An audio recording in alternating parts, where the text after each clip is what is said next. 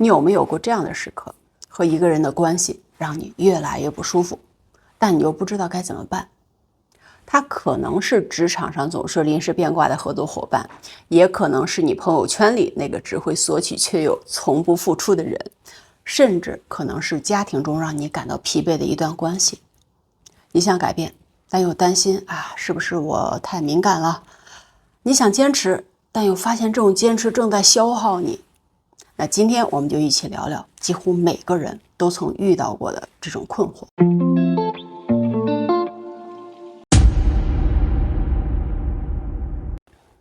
嘿，大家好，这里是为你读书。亲密谎言这本书呢，主要是探讨亲密关系中的信任和背叛的问题。那第11章，假如你选择离开，专门讨论了当关系变成负担时该怎么办。虽然书里讲的是亲密关系的故事，但我发现其中的思考逻辑其实对我们面对各种类型的人际关系中都非常有启发。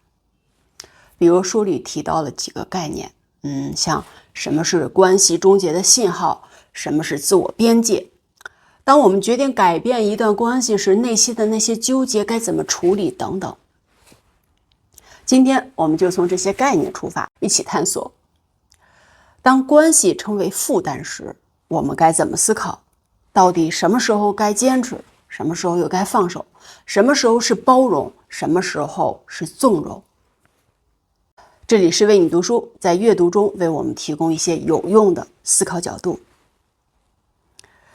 先说一个让我印象深刻的观点书里提到，关系终结没有固定的公式。简是因为发现伴侣的欺骗，那戴安呢，是因为对方屡次违背承诺。好像我们发现每个人的临界点都不一样。这让我想到了一个问题，我们常说的忍无可忍，这个忍无可忍的标准到底是什么呢？那作者在书中就提到了几个关键词：违背承诺、需求无法满足、情感消失等等。但我觉得最有趣的是，这些其实都指向了一个核心：信任的崩塌。你想想看，我们为什么会和某个人建立关系？无论是工作合作还是朋友之间的交往，本质上都是一种价值交换。我给你信任，你给我可靠；我给你支持，你给我回馈。那当这种交换失衡的时候，关系自然就会出现问题。但这里有一个挺微妙的地方，什么叫失衡？那这个失衡是一次失信呢，还是持续的消耗？书里戴安的这个故事就很典型。他的伴侣第一次挪用家庭资金时，他选择了原谅；第二次他又给了机会，直到第3次、第4次，他才意识到这不是偶然的错误，而是持续的模式。这个案例让我想到所谓的关系终结信号，可能不是某个具体的事件，而是我们对这种模式还会继续下去的判断。那你有没有过类似的经历？某一个合作伙伴第一次迟到，你觉得可能有急事儿；第二次你想也许路上堵车，但当这成为常态的时候，你开始意识到，这个人对时间、对承诺可能就是不够重视。那问题又来了，那我们什么时候能准确捕捉到这种模式呢？是不是有时候我们太容易原谅，反而错过了这种信号？聊到这儿，就不得不说另外一个概念：自我边界。书里有一个案例，另外一个案例让我印象特别深刻，就是劳力面对控制欲极强的伴侣，直接说我们结束了，别再联系。他没有任何解释，也没有讨论，就是这么干脆利落的结束。我第一反应是，这会不会太绝情了呢？但后来我又想这个边界到底是什么？作者把边界理解为个体对自身需求、底线、决策的控制范围当然这听起来有点学术，简单点说就是我有权决定什么是对我好的，什么是不好的。那这里就有一个非常有趣的哲学问题，就是我们是否有义务为他人的感受负责？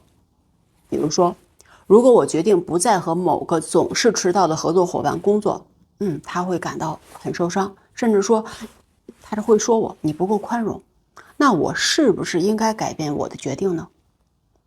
传统的观念可能会说，哎呀，做人要宽容一点关系不容易，要珍惜等等。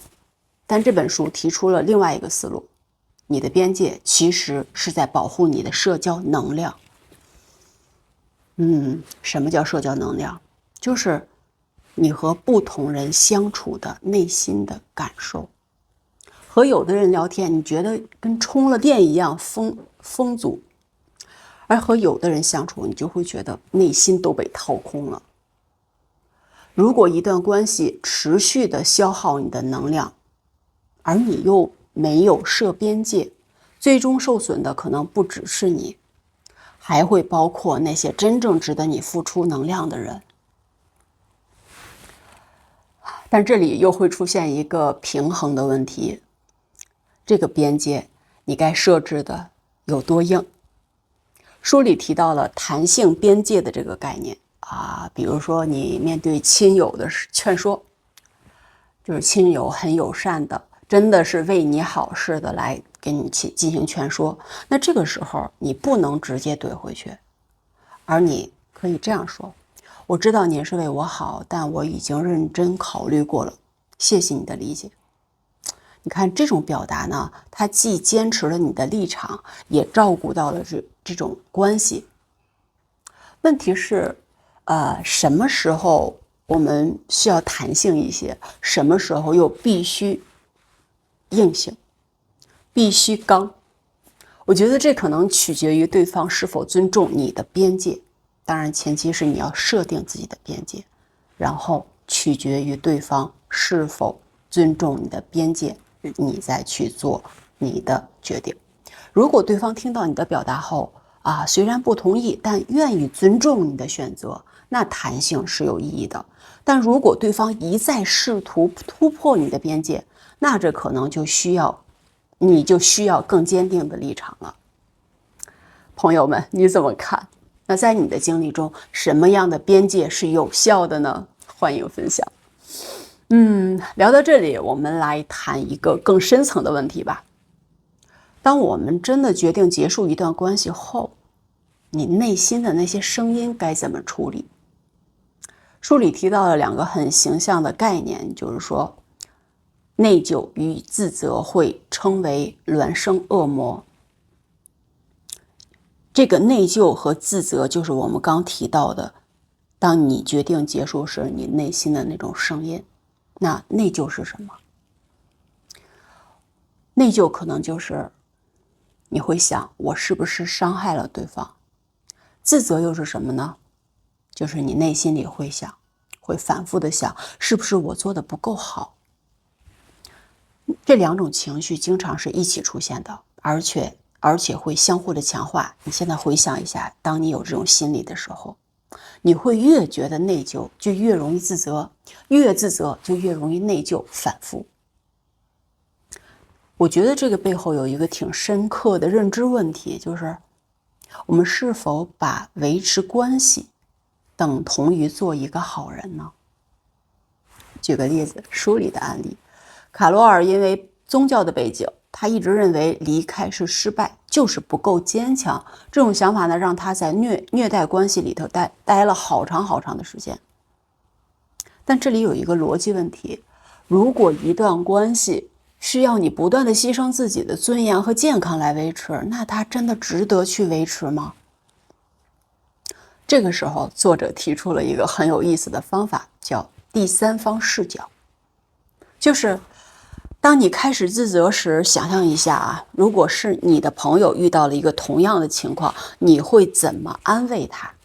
你会不会也让他继续忍受，还是会鼓励他保护自己？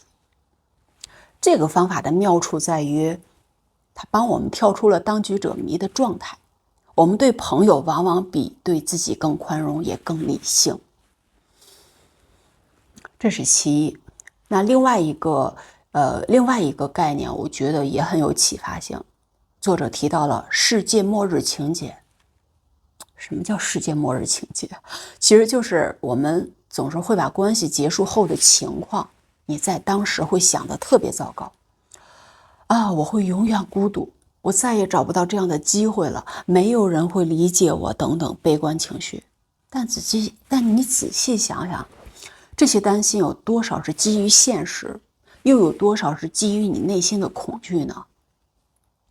书里的戴安就很典型，他最担心的是孤独终老，但结束他的关系之后，结束他的这一段情感关系后，他加入了一个合唱团，重新规划了自己的财务，他的生活反而变得更加的充实了。那问题是，我们为什么总是这么容易灾难化自己的未来呢？想想你的恐惧。我想，可能是因为未知总是让人恐惧。我们知道当前的关系虽然不好，但至少是已知的。而一旦结束这个关系以后，会发生什么？它这些都是未知的。已知的痛苦和未知的可能性、未知的恐惧，哪个更值得选择呢？这个问题在书中作者提供了一个思路，就是把灾难化的想象转化为具体行动。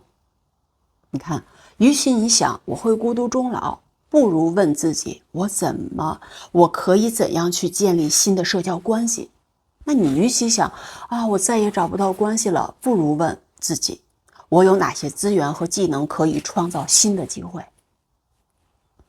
那这种转化的关键就在于从被动恐惧转为主动规划。OK， 聊了这么多，我想和大家分享一个更深层的思考。我们前面讲了很多，不管是恐惧还是我们的心理，那这个思考就是我们如何对待消耗性的关系。你的这种对待其实反映了我们认同什么样的社交伦理，哲学性的问题。那什么叫社交伦理呢？其实就是在人际关系中，我们认为什么是对的，什么是错的。你比如说，传统观念可能会说关系不容易，要珍惜，家和万事兴，忍一时风平浪静等等。那它这个背后的伦理观点是，关系的存续比个体的感受更重要，是不是？但这本书提出了另外一种伦理观，关系的价值是在于让人变得更好，而不是让人更痛苦。这两种伦理观没有绝对的对错，但会导致完全不同的选择。书里有个细节就让我印象特别深刻，有个女性离开有问题的婚姻之后，她说：“我不想让我的孩子觉得爸爸撒谎没关系，妈妈忍忍就好了。”你看，她的选择背后是我要教孩子诚实和尊严，比勉强的关系更重要的价值观。这让我想到一个问题，就是当我们选择忍耐或选择离开时，我们其实在向周边的人，包括我们的孩子、我们的朋友、同事，传达什么样的信息？是问题关系也可以接受，还是每个人都值得被好好的对待？那从更大的社会层面来看，我们是不是也可以这样解读？如果我们都选择对消耗性的关系说不，说 no， 是不是就能推动一种相互尊重、价值对等的社交文化？很大的社会的层面的考虑。当然，这里面还会有一个现实的考量，就是并不是每一个人都能具有同样的选择权。有的人可能因为经济依赖、社会压力、文化背景等原因，他没有办法轻易的结束一段关系。这个很现实，好像很大一部分人都会有这个考量。那这本书的建议可能更适合那种有选择权的人。但我想，你即使你现在暂时没有选择权，理解这些概念，也许能帮我们思考，我可以怎样在现有条件下去保护自己，甚至我可以怎样为我未来的选择做好准备。最终，我觉得这本书想说的不是遇到问题就要断绝关系，而是你有权选择什么样的关系值得你的投入。好了，聊到这里，我想说，今天我们讨论的这些概念，像关系终结信号、自我边际、疗愈过程等等，它为我们提供了一个非常有意义的思考过程。就是当我们面对一段让人困扰的关系时，我们可以问问自己：第一，这段关系的价值交换是否平衡？第二，我自己的边界在哪里？我愿意为这段关系调整到什么程度？第三，如果我是朋友，我会跟现在的自己给他什么样的建议呢？第四，我对未来的担心有多少是现实的，又有多少是恐惧的？第五，我的选择反映了什么样的价值观？我的选择，我想传递给周围的人什么样的价值观？虽然我们每个人所面临的情况都有所不同，但这种思考本身它是非常有价值的。你呢，有没有过类似的困扰？你是怎么思考和处理的？欢迎在评论区分享你的想法，不管是赞同还是质疑，都能丰富我们对这个话题的理解。下一期我们会继续读《亲密谎言》第12章，重拾对他人的信心。那如果说咱们这一章讨论的是如何结束，那下一章讨论的就是如何重新开始。我们下期再见，希望今天的分享能给你一些思考的角度。